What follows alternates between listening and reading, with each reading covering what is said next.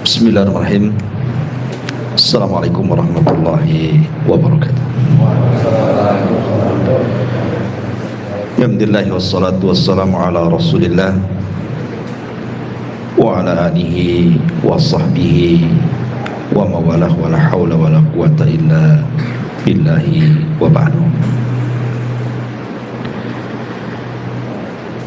Alhamdulillah, di malam hari ini kembali kita duduk untuk berthalabul ilmi,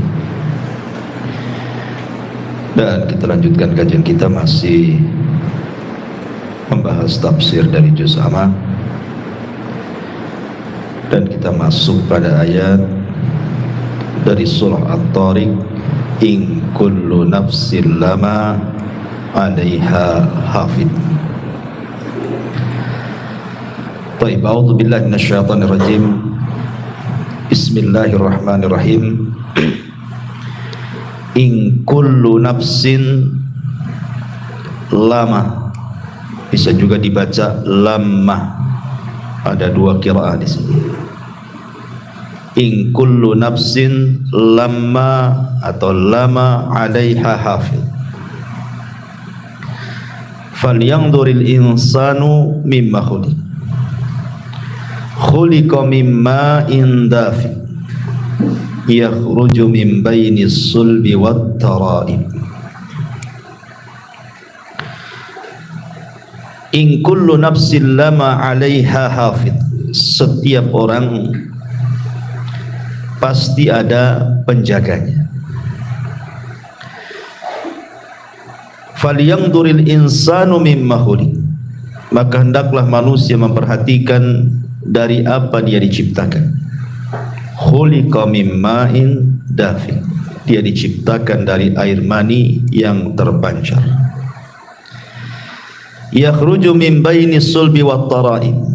Yang keluar di antara tulang punggung atau sulbi dan juga tulang dada. Baik.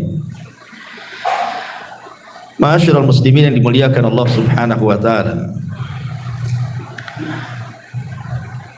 Allah Subhanahu wa ta'ala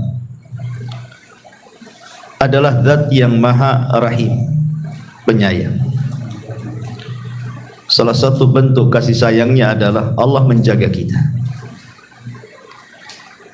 Dan Allah Subhanahu wa ta'ala berfirman di dalam surah Yusuf ayat 64, fallahu khairun hafidha wa huwa arhamur rahimin. Maka dialah Allah penjaga terbaik bagi kita, dan dia maha penyayang di antara hamba-hambanya yang penyayang. Kita lihat pada diri kita sendiri ketika kita berada di perut ibu kita, masih dalam segumpal air mani. Siapa yang menjaga kalau bukan Allah Subhanahu wa ta'ala? Padahal posisi segumpal mani itu belum kokoh dalam rahim seorang ibu. Makanya kita lihat kalau ada wanita hamil muda, biasanya disuruh untuk istirahat karena akan mudah keguguran, apalagi di bawah usia 4 bulan. Tetapi karena Allah Subhanahu wa ta'ala telah memberikan penjagaan, dari segumpal mani berubah menjadi segumpal darah. Kemudian Allah jaga lagi. Dari segumpal darah Allah ganti menjadi segumpal daging, dan Allah bentuk, Allah jaga lagi. Bahkan Allah sediakan rezekinya. Kemudian setelah dia keluar dari perut ibu, kemudian menjadi bayi, Allah jaga lagi sampai dia menginjak anak-anak, remaja, dewasa, sampai seusia antum ini Allah jaga, diberikan rizki, rumah, tempat tinggal, pekerjaan, dan begitu seterusnya. Siapa yang memberikan penjagaan ini? Allah Subhanahu wa ta'ala. Makanya Allah mengatakan fallahu khairun hafidh. Dialah sebaik-baik penjaga kita. Kalimat hafidh di dalam ayat ini, hafidh itu ada dua macam. Ulama tafsir mengatakan pertama hifdzu ar-riayati wal himayah, dan yang kedua hifdzul muraqabati. Jadi maknanya in kullu nafsin lama 'alaiha hafidh, bahwa setiap manusia, setiap jiwa itu Allah Subhanahu wa taala pastikan ada penjaganya. Yang pertama hifdzur riayah wal himayah. Artinya Allah Subhanahu wa taala menjaga kita dalam kondisi apapun dari hal-hal yang kita benci.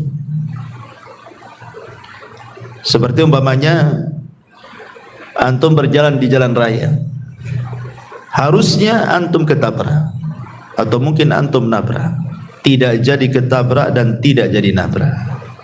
Siapa yang menjaga? Allah.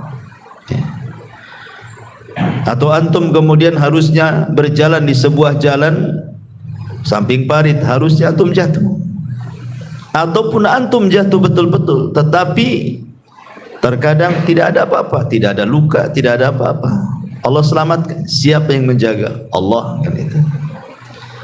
Antum tidur di teras, tidak ada juga binatang-binatang masuk ke lubang hidung, telinga dan begitu seterusnya. Siapa yang menjaga? Allah.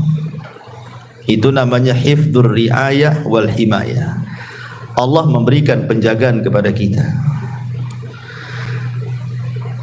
Tetapi ada juga maknanya adalah hifdzu al-muraqabah. Ini yang paling penting kita bahas. Hifdzu al-muraqabah. Sebelum saya jelaskan hifdzul muraqabah, yang pertama saya katakan hifdzur riayah wal himayah, tadi dalilnya Allah Subhanahu wa taala mengatakan lahu muaqibatun min baini yadayhi wa min khalfihi yahfaduna min amrillah. Bagi manusia ada malaikat-malaikat yang Allah tugaskan mengikutinya bergilir-gilir. Di mana? Di muka, di belakang, mereka menjaganya di amrillah, atas perintah Allah. Jadi Allah memerintahkan malaikat untuk menjaga setiap manusia, kiri, kanan, depan, belakang, atas, bawah. Allah jaga kita. Ini namanya sekali lagi adalah hifdzu ar-riayah wal himayah tadi. Adapun yang kedua hifdzul muraqabah. Maksudnya hifdzul muraqabah itu Allah Subhanahu wa taala mengutus para malaikat-malaikat yang senantiasa muraqabah, memperhatikan kita, mencatat seluruh perkataan kita, mencatat seluruh perbuatan kita.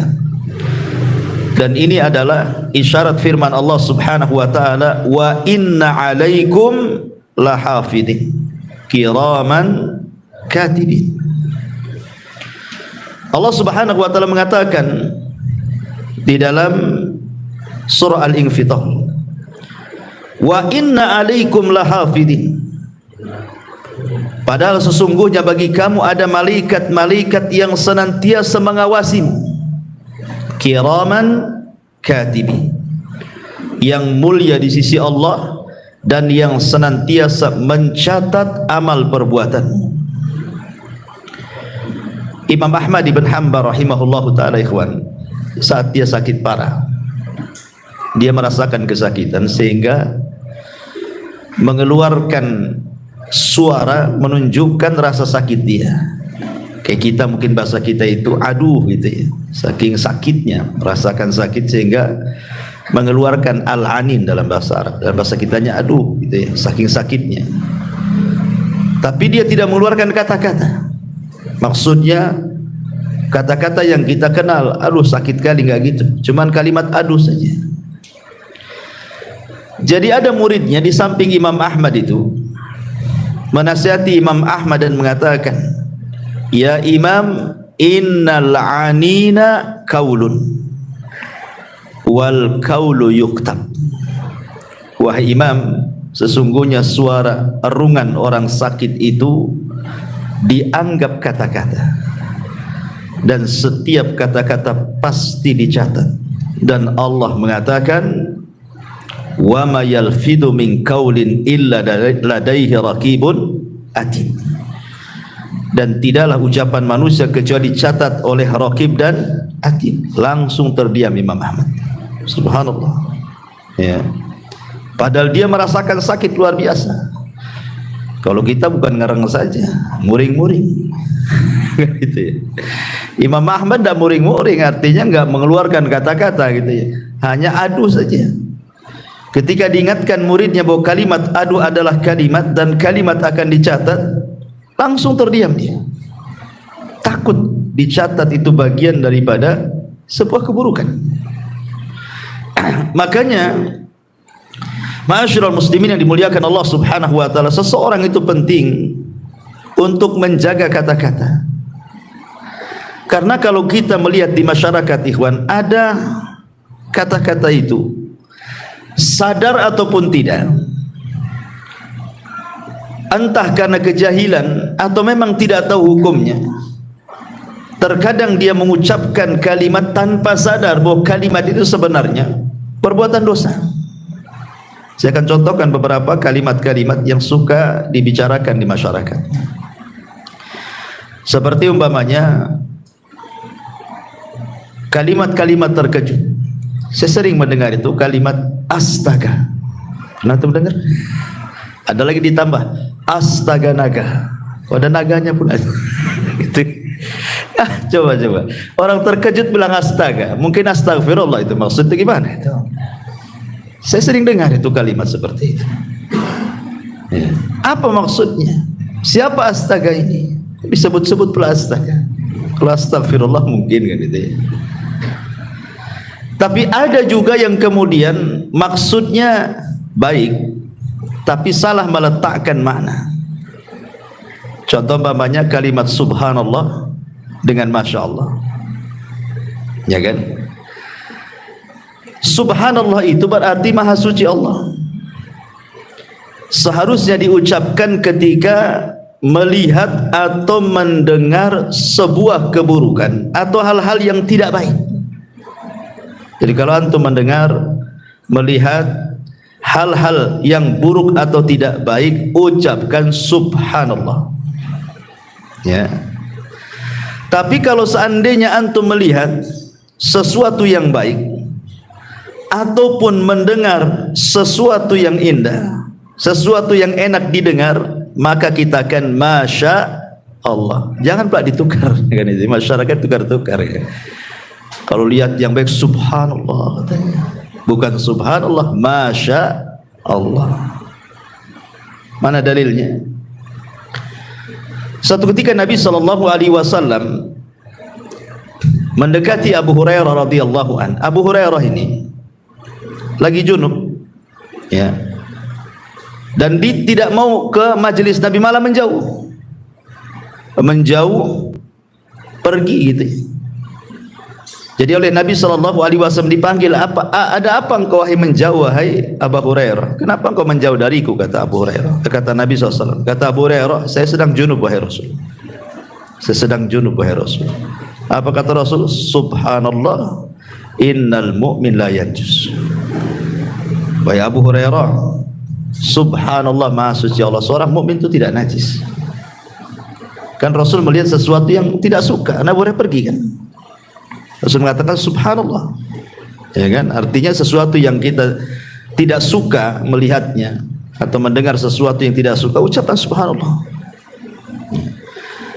Tetapi kalau kita melihat sesuatu yang indah, pemandangan yang indah, antum lihat rumah antum yang indah, masuk kebun antum kok indah sekali, melihat kendaraan antum yang indah, maka Allah Subhanahu wa taala mengatakan dalam surah Al-Kahfi 39, walaula iddakhalta jannataka qulta ma sya Allah la quwwata illa billah in tarani ana aqallu minka malan wa azzu nafara, malan wa walada wa azzu nafara. Dan mengapa ketika engkau memasuki kebunmu tidak mengucapkan masya Allah, la quwwata illa billah, sungguh atas kehendak Allah semua ini terwujud, ya. Tidak ada kekuatan kecuali atas pertolongan Allah, sekalipun engkau anggap harta dan keturunanmu lebih sedikit daripada diri, keturunanku lebih sedikit daripada diri.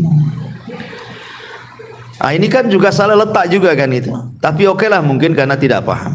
Kadang orang tertukar-tukar nih antara subhanallah dengan masya Allah. Tapi yang lebih parah tadi, ucapan astaga itu apa coba?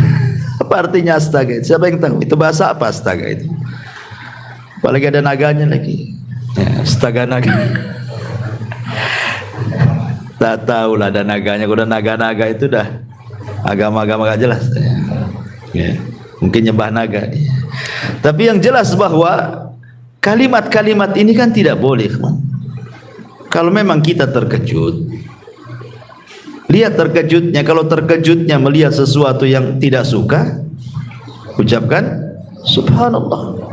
Kalau terkejutnya melihat suka karena tiba-tiba ada uang banyak depan, masya Allah, alhamdulillah, kan gitu ya.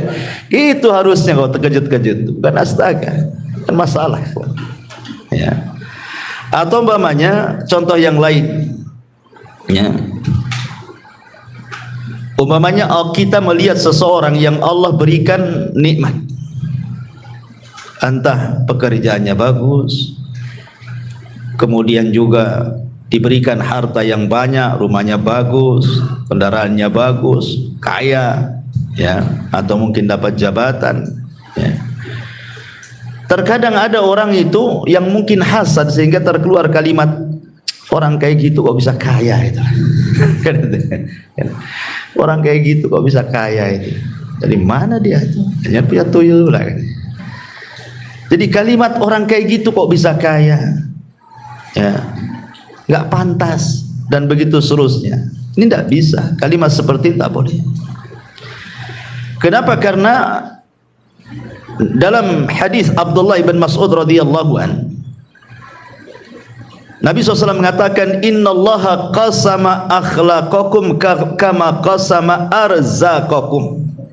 Allah Subhanahu wa taala sudah membagi akhlak kalian itu seperti membagi rizki kepada kalian. Kita kan tidak tahu urusan orang, entah dia punya pekerjaan, entah apa, kan kita tidak tahu, nggak ada urusan, dan kita juga tidak boleh ngurus orang. Makanya Al-Imam Ibnu Katsir rahimahullah ta'ala ketika memberikan catatan kepada surah Asy-Syura ayat 27, walau basatallahu rizqa li ibadi la baghaw fil ardi walakin yunazzilu biqadari ma yasha innahu bi ibadihi khabirun basir. Kalau Allah Subhanahu wa taala membentangkan rizki pada hamba-hambanya, terkadang ada sebagian hamba itu melampaui batas di bumi, tetapi Allah Subhanahu wa taala terkadang memberikan sesuai dengan kadar yang bisa dipikul hambanya sesuai dengan kehendaknya. Ada hadis kursi yang mengatakan, inna min ibadi, sesungguhnya di antara hamba-hambaku, laman la yasluhu illal ghani, memang dia tidak pantas kecuali jadi orang kaya. Walau afqartuhu la fasada, kalau seandainya aku miskinkan dia, rusak dia. Tetapi ada hamba-hambaku itu la yasluhu illal faqr, tidak layak kecuali dia memang harusnya jadi orang fakir aja, tidak bisa kaya dia. Kenapa? Lau agnaituhu, kalau seandainya aku berikan kekayaan, tentu dia akan rusak agamanya. Jadi kaya miskin itu kan urusan Allah, berhasil atau tidak itu urusan Allah. Jangan ngurus keberhasilan orang gitu dengan mengeluarkan kata-kata seperti itu. Ada pantas dia di situ. Orang kayak gitu kok bisa kaya, orang kayak gitu kok bisa jadi ini, itu urusan dia.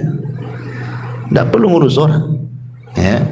Karena kalimat-kalimat seperti ini bertentangan gitu ya, tidak boleh. Ini contoh kedua. Contoh ketiga, atau sebaliknya, melihat orang kena musibah, entah bengkrap usahanya, entah kena penyakit badannya, entah kemalangan badannya dan begitu seterusnya. Pokoknya melihat orang itu diberikan ujian, ekonominya, keluarganya, badannya dan begitu seterusnya. dengan kematian, dengan kekayaan, dengan kefikir, dengan kefakiran, dengan gulung tikar usahanya dan lain-lain. Tiba-tiba kemudian kita nyeletu gitu kan. Kasihan ya kan itu. Sering kita ngomong bilang kasihan sama orang, kasihan kali dia gitu. Ikhwan, antum harus paham bahwa Allah memberikan musibah itu karena ada beberapa sebab. Salah satu penyebabnya adalah untuk mengangkat derajat. Masa orang mengangkat derajat itu bilang kasihan? Hah? Sedang diangkat derajatnya itu bilang kasihan. Jadi kalau bisa nggak usah diangkat derajatnya gitu. Tapi segitu derajatnya kan. Nggak begitu. Bisa saja Allah sedang mengangkat derajatnya. Makanya dalam sebuah hadis Rasul mengatakan ma yusibul mu'min min syaukatin fama fawqaha illa rafa'ahu Allahu biha darajat. Tidaklah seorang hamba diberikan ujian walaupun hanya satu tusuk duri di kakinya, boleh jadi Allah sedang mengangkat derajatnya. Antum bilang kasihan. Harusnya antum bilang ya inna lillah wa inna ilaihi raji'un. Idza asabatkum musibatun qalu inna lillah wa inna ilaihi raji'un, kan itu kan bahasanya. Ya. Jadi lihat, atau mungkin dalam bentuk teguran. Mungkin dia melakukan dosa, Allah tegur supaya dia tobat. Masa antum bilang kasihan? Biar dia enggak tobat-tobat gitu. Jadi lihat ya, ini kan bahasa-bahasa ini kadang-kadang enggak dikontrol gitu ini. Apakah bahasa ini menentang dalil ataukah tidak? Ya. Atau contoh lainnya seperti orang yang mencela zaman, mencela waktu. Kan sering di masyarakat itu orang yang mencela waktu. Ya wajar, zaman ini zaman edan kan itu. Oh, masa zaman diedan-edan kan? Orang yang edan bukan zamannya. Dari dulu zaman itu ya kayak gini saja. Terbit matahari, terbenam dan gitu seterusnya. Jadi ada orang-orang itu yang mudah mencela waktu. Padahal Nabi SAW mengatakan dalam sebuah hadis, la tasubbud dahra fa innama ana dahrun. Jangan mencela waktu, karena akulah yang membolak-balikan waktu. Tidak boleh. Ya. Ataupun contoh yang lain, ucapan mengandai-ngandai itu paling banyak di masyarakat. Ucapan mengandai-ngandai itu, andai anakku tidak keluar gak ketabrak dia. Ya. Coba andai saya nggak jalan ke sini, jalan ke sebelah sana, enggaklah terperosok ke parit katanya. Kalau seandainya bukan karena dokter ini, wah sudah dioperasi saya ini. Macam-macam kan mengandai-andai di masyarakat itu nggak boleh. Karena Nabi SAW mengatakan al-mu'minul qawi khairun wa ahabbu ilallah minal mu'minidh dhaif. Wa fi kulli khairun ihris ala ma yanfa'uka wasta'in billah wa la ta'jaz wa in asabaka syai'un fala taqul law anni fa'altu kadza lakana kadza walakin qul qaddarallah wa ma syaa fa'al fa inna law taftahu amal syaitan. Kata Nabi SAW, mukmin yang kuat itu lebih saya cintai dibandingkan mukmin yang lemah. Dan pada tiap-tiap sesuatu itu ada kebaikannya. Maka ambillah dengan semangatmu apa yang bisa bermanfaat untuk dirimu, kemudian tambatkan pertolongan kepada Allah. Jangan lemah. Dan apabila musibah menimpamu, jangan mengatakan kalau seandainya aku tidak melakukan ini tentu tidak terjadi itu. Karena kalimat seandainya, andai-andai itu adalah membuka pintu syaitan, kata Rasul. Tidak boleh andai gitu, andai gini ya. Jadi kalimat andai-andai itu tidak benar. Tapi yang betul katakan qaddarallahu wa ma syaa fa'al. Ya ini sudah takdirlah memang anak saya meninggal hari ini. Bukan karena hari ini keluar, seandainya tidak keluar sekalipun, kalau memang hari itu sudah takdirnya, pasti dia mati di rumahnya. Memang sudah jadwalnya dia, sudah antrian dia kan itu. Kan keluar itu sebab saja, matinya tetap hari itu juga gitu maksudnya. Jadi tidak bisa diandai-andai itu, karena ini kalimat-kalimat yang menunjukkan apa? Penolakan takdir. Ini bahaya, menolak takdir itu. Ya. Atau contoh yang lain pamannya ucapan mencela penyakit. Ada orang yang mencela penyakit di zaman Rasul. Ada seorang wanita namanya Ummu As-Sa'ib radhiyallahu anha. Ummu Sa'ib ini karena sakit kepala, diikat pula kepalanya dengan tali. Zaman dulu gitu, karena belum ada bodrek mungkin. Ya diikatlah kepalanya supaya mengurangi rasa sakit kepala tuh. Rasul mengatakan, malaka ya Ummu Sa'ib, apa itu kepalamu wahai Ummu Sa'ib? Tiba-tiba Ummu Sa'ib mengatakan di hadapan Rasul sallallahu alaihi wasallam, al-humma la barakallahu fi. Demam wahai Rasul, kepalaku sakit, semoga Allah tidak berkahi, katanya. Maka Rasul mengatakan, la tasubbil humma, jangan kau cela penyakit demam. Fa innaha tadhhabu khataya bani Adam kama yadhhabul kiru khabathal hadid. Boleh jadi demammu itu bisa mengurangi dosamu. Nah gitu ya. Jangan dicela penyakit itu. Ini karena banyak orang-orang yang mencela penyakit.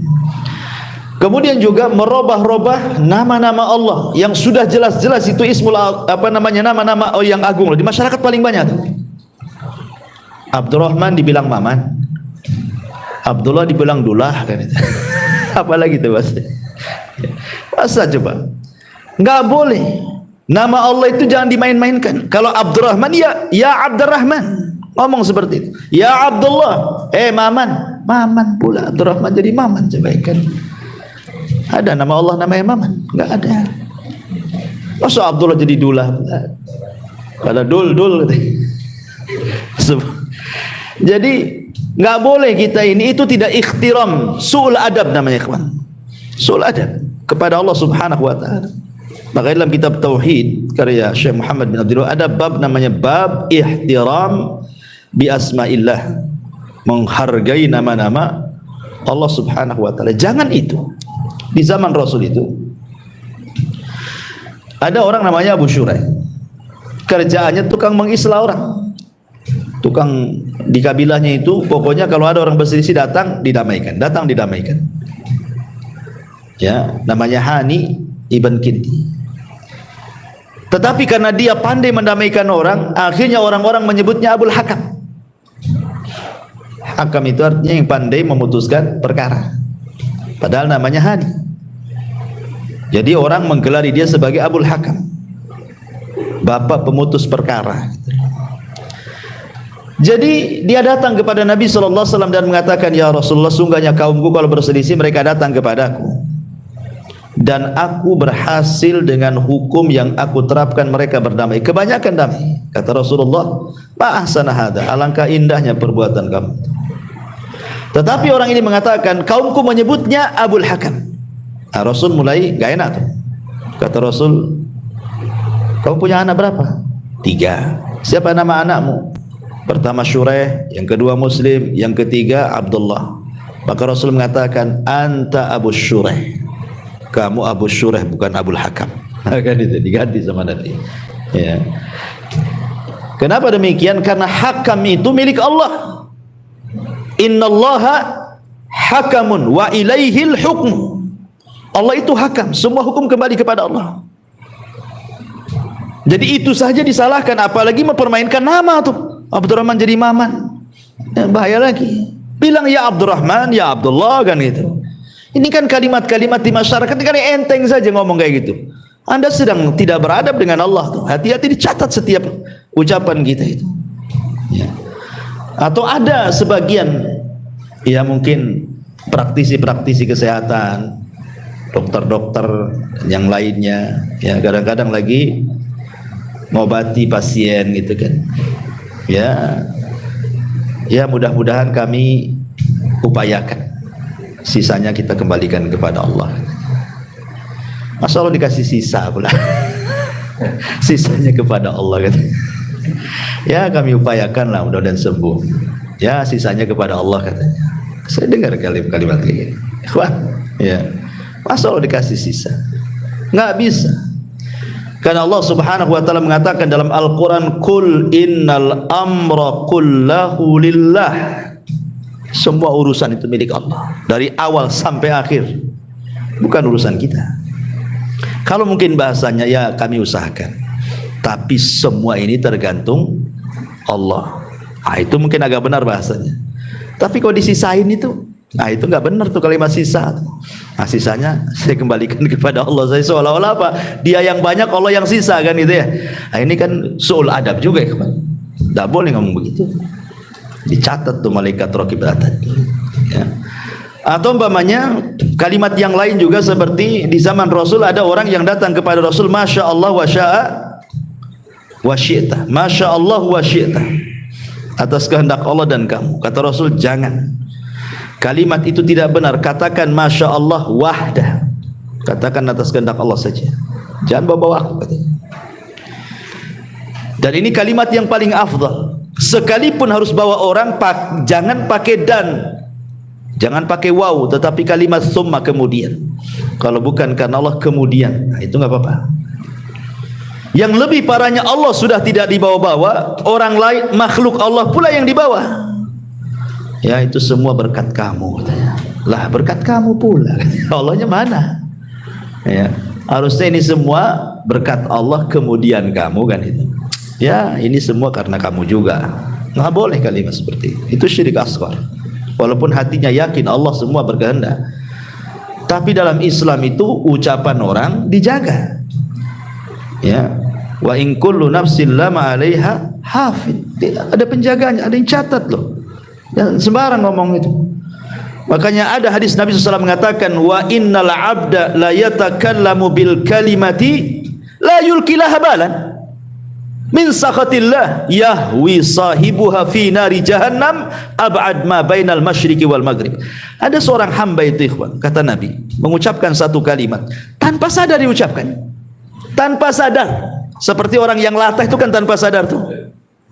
Kaget jangkrik katanya. Orang kaget kok ngomong jangkrik atau ngomong apa. Kadang-kadang yang kotor ada juga tuh.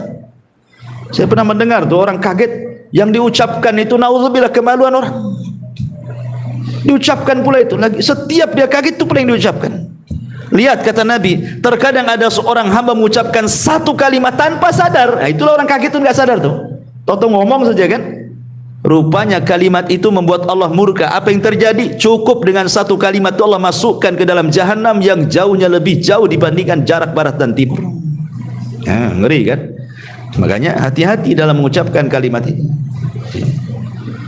Atau mungkin di masyarakat juga ada yang ngomong gini, saya haramkan yang injak rumahku katanya.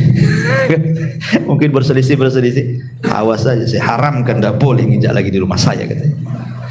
Nah, bisa ikhwan antum haram-haramkan. Haram halal itu urusan Allah. Kecuali antum melihat dosa. Ada orang berbuat riba, berbuat maksiat, haram akhirnya tidak boleh. Tidak apa-apa. Karena memang riba Allah yang haramkan. Zina Allah yang haramkan. Ghibah Allah yang haramkan. Kalau jelas kan? Lah antum berselisih, antum ngomong saya haramkan dia masuk ke rumah saya. Emangnya Allah mengharamkan masuk ke rumah antum? Tidak bisa. Makanya Allah Subhanahu wa taala katakan dalam Al-Qur'an, wala taqulu lima tasifu alsinatikum al-kadhiba hadza halalun wa hadza haram. Tidak boleh mengatakan ini halal ini haram, itu urusan Allah. Allah lah yang mengharamkan, Allah lah yang menghalalkan. Makanya Nabi SAW saja ketika dia berjanji untuk tidak minum madu gara-gara dia melihat kecemburuan Aisyah dan Hafsah ketika dia mampir di rumah Zainab, dia minum madu. Cemburulah Aisyah dan Hafsah ini dan mengatakan, Rasul kayaknya kamu sudah makan buah yang makanan yang bau tapi enak, tapi bau ya. Kata Rasul, tidak, aku minum madu. Enggak wahai Rasul. Sepakat pula Aisyah dan Hafsah ini karena cemburu. Akhirnya Rasul mengatakan, ya kalau gitu saya tidak akan minum madu selamanya, kata Rasul. Turun ayat, ya ayuhan nabi lima tuharrimu ma ahallallahu lak tabtaghi mardata azwaji. Nabi, jangan kau haramkan sesuatu yang Allah halalkan hanya mencari keridhaan istrimu, katanya Allah. Jadi urusan halal haram itu urusan Allah. Tiba-tiba antum mengatakan saya haramkan dia masuk ke rumah saya. Ini hati-hati loh. Ya mungkin maksudnya itu dia tidak mau nginjak rumah dia, tapi jangan menggunakan kalimat seperti itu maksudnya. Jangan menggunakan kalimat halal haram, itu urusan Allah. Nah, ini kan Kalimat-kalimat seperti ini kalimat-kalimat bahaya. Dan yang lebih parah lagi, tukang laknat. Ya, tukang laknat. Ada orang nonton bola ya, gara-gara kalah itu, gara-gara nggak gol itu, dimaki tuh pemain. Anjing orang ini katanya, masa nggak bisa gol kan? Lah kok orang, apa urusan antum dengan pemain bola? Kenapa dianjing-anjingkan orang itu? Seandainya antum yang main di situ mungkin lebih anjing lagi. Nggak bisa lagi antum. Mungkin nggak dapat bola di lapangan itu. Antum bisa mencela, nengok YouTube lo bisa mencela. Oh goblok kamu. Orang lo digoblok-goblokin, nggak kenal pun tidak. Hanya gara-gara nonton aja, entah nonton apa digoblok-goblokin orang itu. Jadi ini kan tukang laknatnya, hati-hati kan. Kadang-kadang mungkin dululah seandainya kita ini pernah jahiliyah suka mengucapkan kalimat bertobat, itu kalimat laknat. Nabi SAW sampai mengancam, la yakununa al-la'anuna syufa'a yaumal qiyamah wala syuhada yaumal qiyamah. Tukang laknat itu tidak akan dapat syafaat, bahkan tidak jadi saksi pada hari kiamat. Diancam dengan enggak dapat apa-apa loh ya. Makanya di sini Allah Subhanahu wa taala mengatakan bahwa di antara makna hafid adalah hifdzul muraqabah. Artinya Allah mengutus malaikat-malaikat itu yang menjaga kita dengan cara mencatat. Semua kata-kata kita dicatat. Tidak ada satupun kata-kata yang keluar kecuali dicatat. Sehingga ulama mengatakan kata-kata manusia itu ada 3. Ada yang terkandung dosa secara mutlak, ada yang terkandung pahala secara mutlak, ada yang tidak terkandung dosa dan juga pahala. Tiga-tiganya dicatat kata para ulama. Baik yang mengandung dosa secara mutlak dicatat, mengandung pahala secara mutlak dicatat, ataupun yang tidak mengandung dua-duanya dicatat. Tapi apakah kemudian tiga-tiganya dihisab? Wallahu a'lam.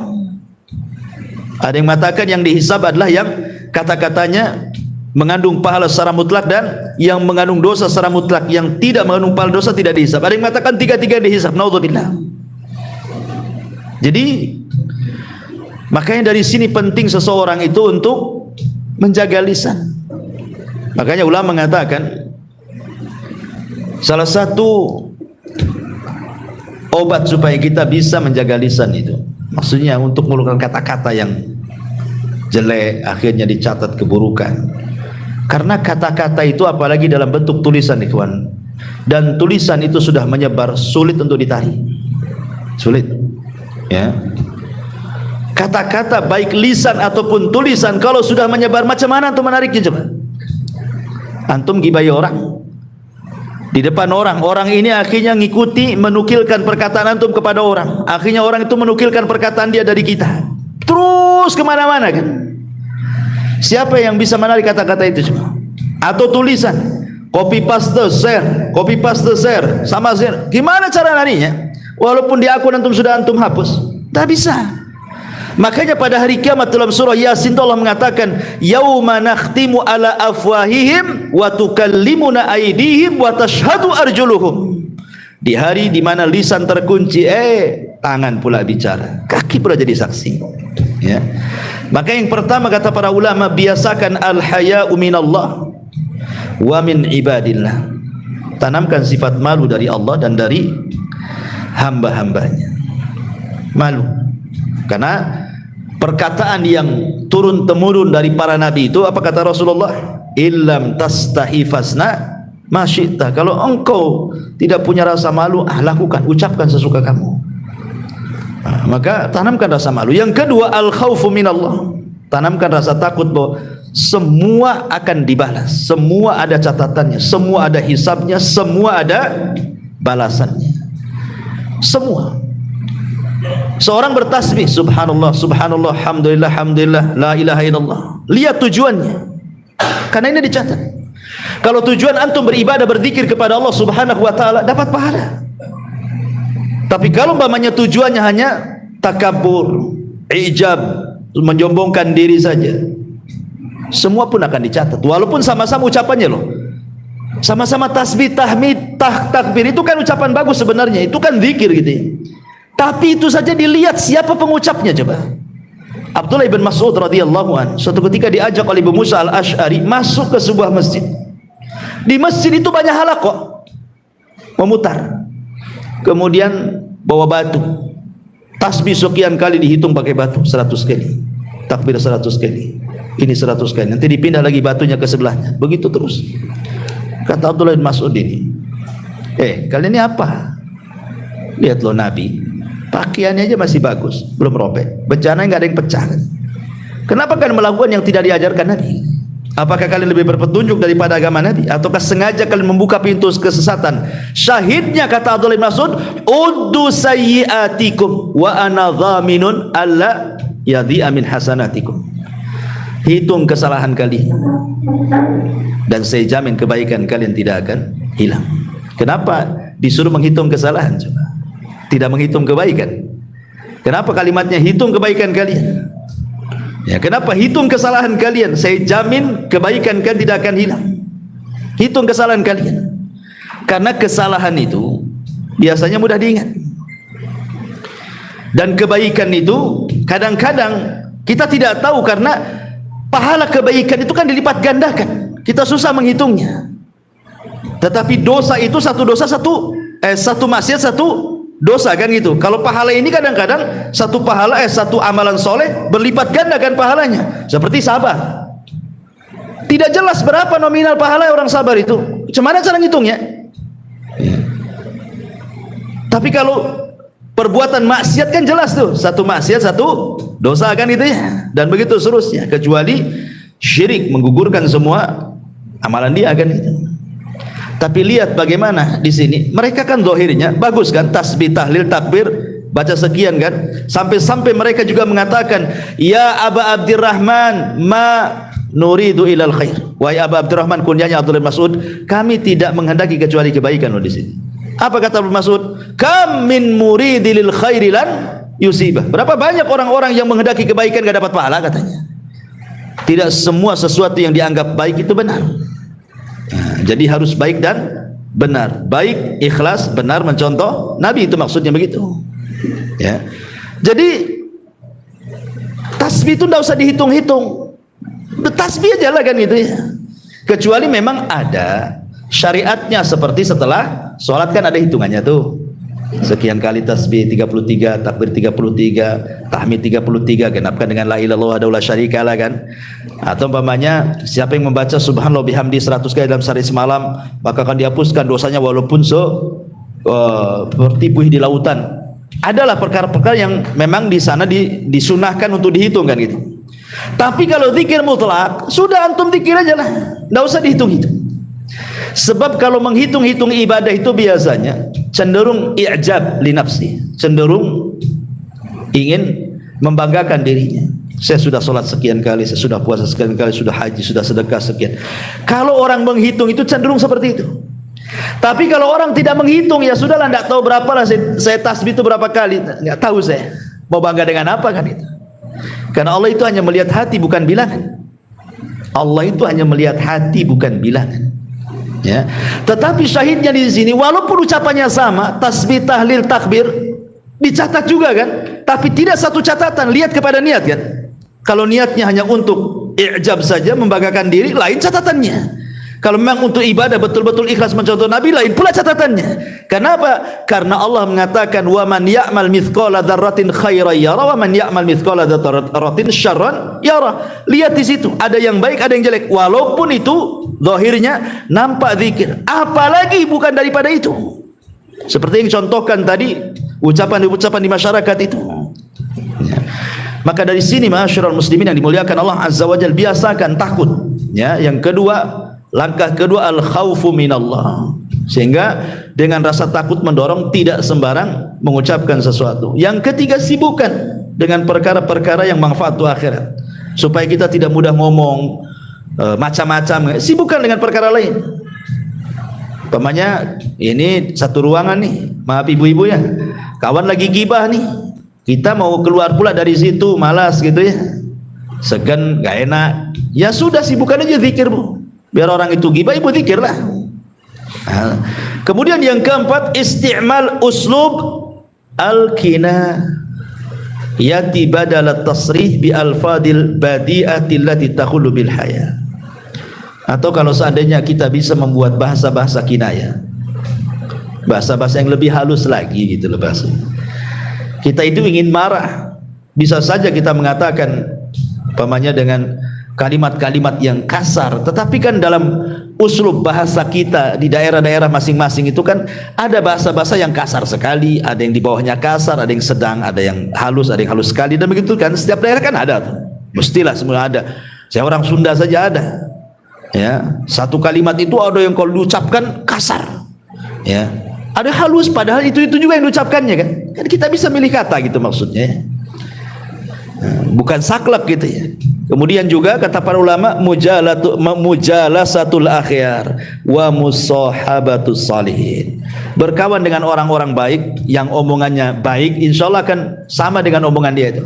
Sebab kalau berkawan dengan orang yang omongannya jelek, ibu nih berkawan dengan orang-orang gibah, pasti ikut gibah tuh. Ibu berkawan dengan orang-orang yang tidak suka gibah, lama-lama gak suka gibah juga. Nah, tergantung kawannya.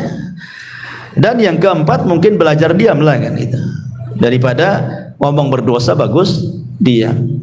Kata Nabi SAW, falyakul khairan aw liyasmut. Kembali di sini Allah mengatakan in kullu nafsin lama 'alaiha hafid. Jadi hafid yang pertama maksudnya hifdzur riayah wal himayah. Allah menjaga secara umum sesuatu yang manusia tidak suka. Ya, celaka kan tidak suka. Ini itu umpamanya antum sakit, minum obat sembuh. Siapa yang menyembuhkan? Allah. Apa gunanya disembuhkan? Menjaga antum supaya antum bisa kerja lagi, bisa ngurus keluarga lagi, bisa ibadah lagi. Allah yang jaga. Ya. Atau hifdzul muraqabah. Allah utus malaikat-malaikat itu yang betul-betul mengawasi kita. Wa inna 'alaikum lahafidin. Siapa hafidin? Kiraman katibin, yang mencatat. Jadi setiap amal kita dicatat dan dijaga catatannya, setiap ucapan kita dijaga dan dicatat, sehingga amal dan perbuatan inilah yang sebagai bukti kita di hadapan Allah Subhanahu wa taala. Bahwa inilah saya sudah banyak berzikir, banyak melakukan amal soleh ini ya Rabb ini. Makanya dengan bangganya nanti pada hari kiamat, orang-orang yang mampu mengambil dengan tangan kanannya catatannya apa? Ha umuqra'u kitabiyah. Ah, lihat catatanku katanya. Bangga dia. Tapi orang-orang yang mengambil tangan kirinya nggak mau dipegang, maunya dilempar aja tuh. Karena dia tahu isi catatannya apa. Ya. Jadi hifdzu al-muraqabah. Dan ingat Allah Subhanahu wa taala akan lebih menjaga lagi kepada orang-orang yang beriman. Ibrahim alaihi salatu wassalam ketika dia lempar ke dalam api, tidak ada apa-apa, tidak terbakar, tidak ada apa-apa kan. Kenapa? Karena dia menyandarkan penjagaan kepada Allah. Hasbunallah wa ni'mal wakil. Ketika Ibrahim mengucapkan kalimat ini, datang perintah dari langit, qul ya naru kuni bardan wa salaman ala Ibrahim. Ibrahim pun tidak terbakar. Fallahu khairun hafidha wa huwa arhamur rahimin. Allah sebaik-baik penjaga. Ya. Artinya bahwa semakin kita lebih dekat kepada Allah, lebih beriman kepada Allah, berarti penjagaan Allah semakin kuat kepada kita. Ini diantara tafsiran dari in kullu nafsin lama 'alaiha hafid. Ya, saya kira cukuplah satu ayat saja. Iya, ini sudah keringatan pula sini. Tadi kedinginan. Nah, tapi sebelum saya tutup, kalau ada yang mau tanya sih. Bagaimana kata orang tua ada perbuatan anaknya yang berapa? Kalau misalnya nggak boleh. Ya. Ya kadang ucapan orang tua itu mungkin saking marahnya, akhirnya kemudian mengingkari anaknya. Kamu itu bukan anakku katanya. Oh itu anaknya kok. Gua bukan anaknya pula. Emang udah tes DNA apa? Ya. Nggak boleh orang tua itu, sekali lagi, bahwa da'watul walid liwalidihi mustajab. Doa orang tua kepada anak itu mustajab. Ingat cerita Jures. Dia sedang sholat sunnah, bukan sedang kerja, bukan karena nakal. Dia sedang sholat sunnah, dipanggil sama ibunya. Akhirnya tak mau pula dia datang kepada panggilan ibunya. Alasannya apa? Pusing Jures, saya lagi sholat nih. Ini hak Allah. Satu sisi ibu pula manggil, ada pula hak orang tua. nimbang, nggak benar lah, hak Allah lebih saya utamakan. Tetap dia sholat, padahal secara hukum dibatalkan sholatnya karena panggilan orang tua itu wajib, sholat sunnahnya sunnah sana. Sunnah saja kan, al wajib lebih dahulukan dibandingkan yang sunnah kan itu. Tapi Jurayj karena dia tidak tahu ilmunya, sampai ibadah terus, karena Jurayj itu sholat terus, dia tidak berhenti sholatnya. Akhirnya lain waktu ibunya manggil, sholat lagi. Tetap aja dia dengan sholatnya. Kesempatan lain sholat lagi, dipanggil lagi, marahlah ibunya.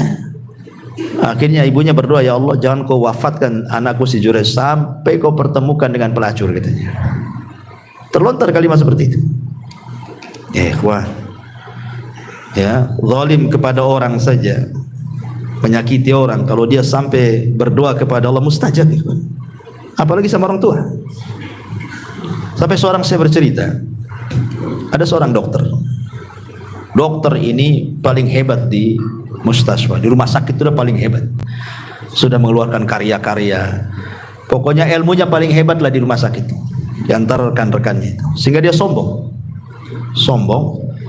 Akhirnya kemudian dia suka menyakiti hati rekannya dengan kalimat-kalimat yang kasar. Akhirnya rekan ini merasa sakit hati. Tiba-tiba dia berdoa kepada Allah Azza wa Jalla, orang yang disakiti ini.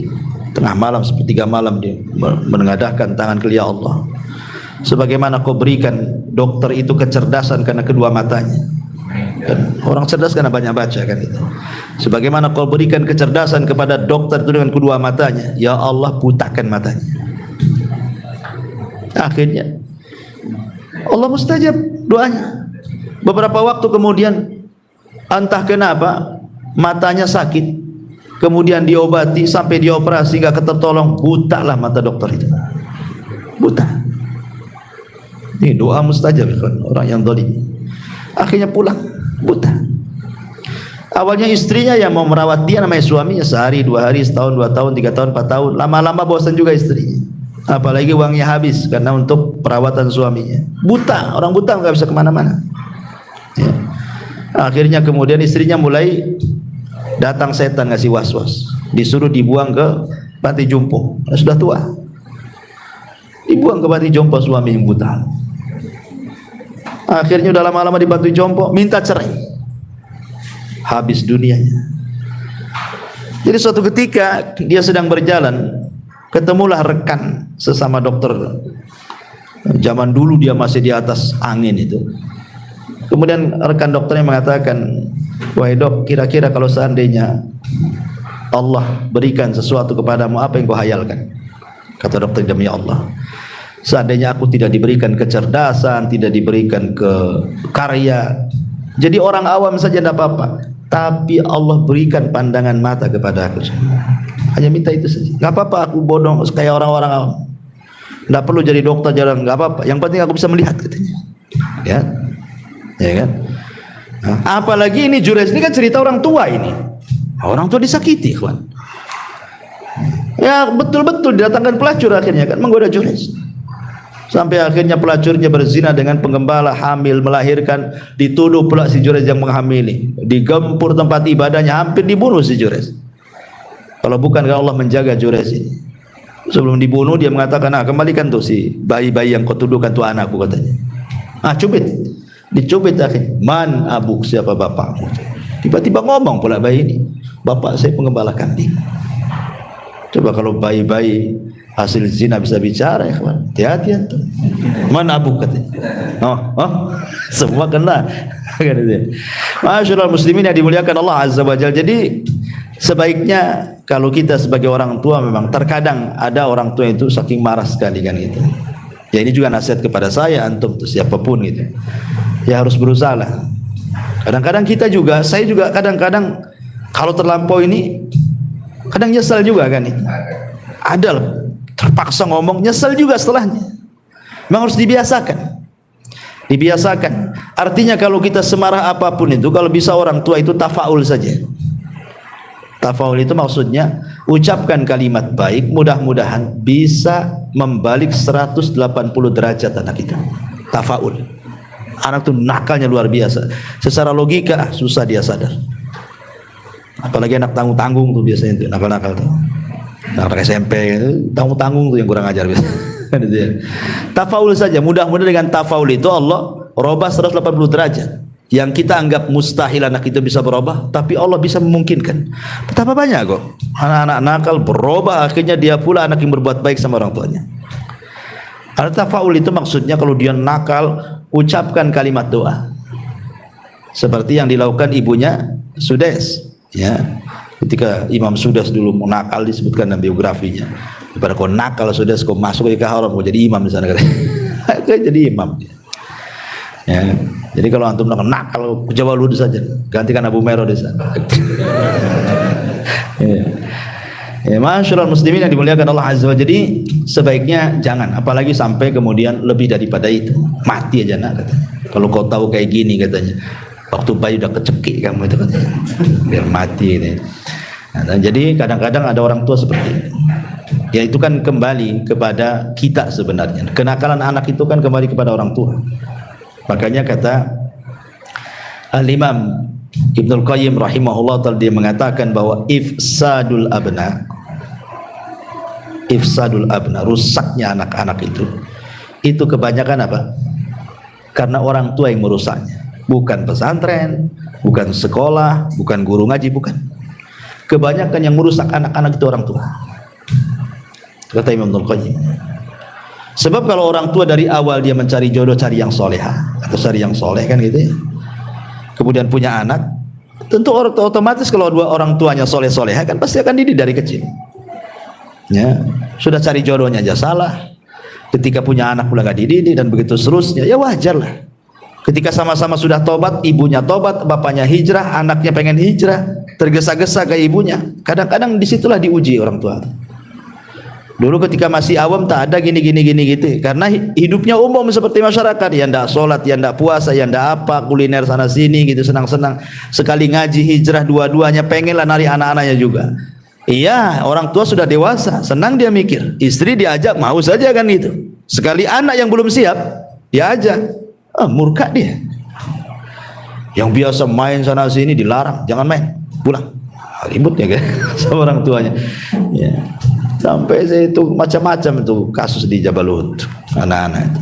Kadang-kadang kasihan orang tua itu, diuji betul sama anaknya. Ya memang begitulah, kadang-kadang kudrat anak itu jadi fitnah jadinya kan. Ya. Wallahu a'lam. Baik, saya kira cukup. Subhanallah bihamdika, asyhadu an la ilaha illa anta, astaghfiruka wa atubu ilaik. Allah taala. Assalamualaikum warahmatullahi wabarakatuh.